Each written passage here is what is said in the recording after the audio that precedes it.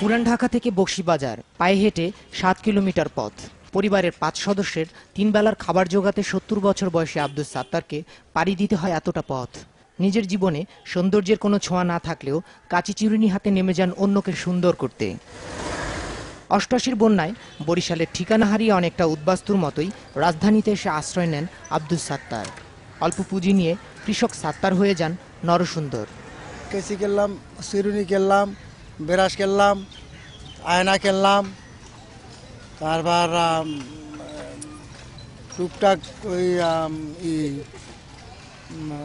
Cream কিনলাম, আরবার আপনার স্যাপলেন, আবার ওই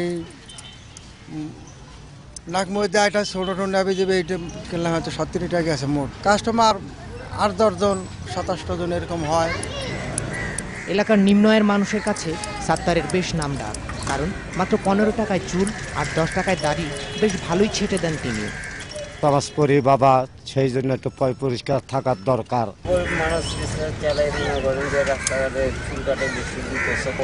সবসময় চুল কাটে ভালো হয়,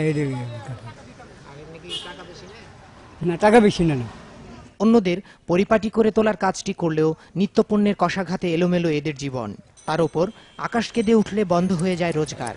দিন শেষে মাত্র ১০০ থেকে ১৫০ টাকা দিয়ে যেন তেনভাবেই চলছে সাত্তারের সংসার। ১-১০ টাকা পাই, কোনোরকম কষ্টের দিন যেমন কাটাই। ছোট্ট একটা ঘর নিয়ে, কোনোরকম ছাপা টিনের ঘর নিয়ে থাকি। শুধু চিরুনি আর কাচির ঝনঝনানি নয়, সময়ের সাথে তাল মিলিয়ে এই পেশায় লেগেছে আধুনিকতার ছোঁয়া।